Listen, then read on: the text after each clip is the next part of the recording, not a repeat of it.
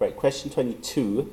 You've got here another trapezium, right? This is, if you read it, the question, it becomes obvious that this is a trapezium because this side here, AB, it says is parallel to DC.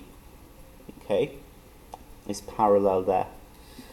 So if you've got one set of parallel lines, then you've got yourself a trapezium. It says BC is perpendicular to AB, okay? So BC is there, it's perpendicular to AB. Now, that's okay, right? You can have that in a trapezium. It doesn't matter. You can have perpendicular line. It doesn't have to be shooting off like that, right? Like a typical trapezium shape. It can be like this, okay? Because ultimately, with a trapezium, you only have one set of parallel lines. That is parallel with that. But this is not parallel with this. Okay, because if this was parallel with this, it would be a parallelogram then, wouldn't it?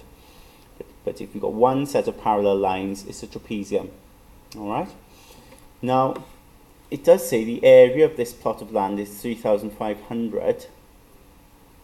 A cable is laid from point B to point C. Calculate the length of this cable. So if I call the length of this cable, okay, I'm actually going to call it H. There's a reason why, right? There's a reason why I'm going to call it H. But I'm going to call it H. And I'm going to work this out. Of course, the only thing I do know is that the area is 3,500. And of course, if I know the area is 3,500, I can use the formula for a trapezium.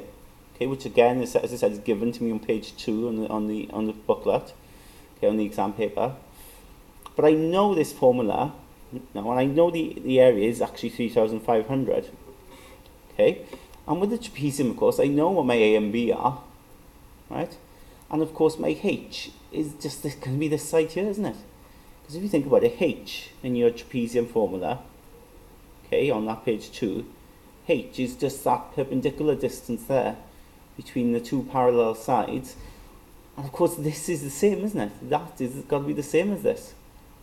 Because BC is perpendicular to AB. Okay? So H is what we want to find out.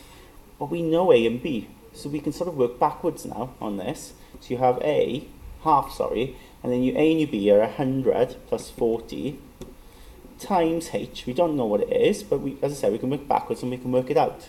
Okay? So if we work this out here, okay, on your calculator, you've got 1/2, okay, 100 plus 40, which is 70, times H, which is 3,500. And then, of course, if you use your idea of working backwards, you do take the 70 over and do the opposite, you get your H. Okay? Which is 50 meters. Job done.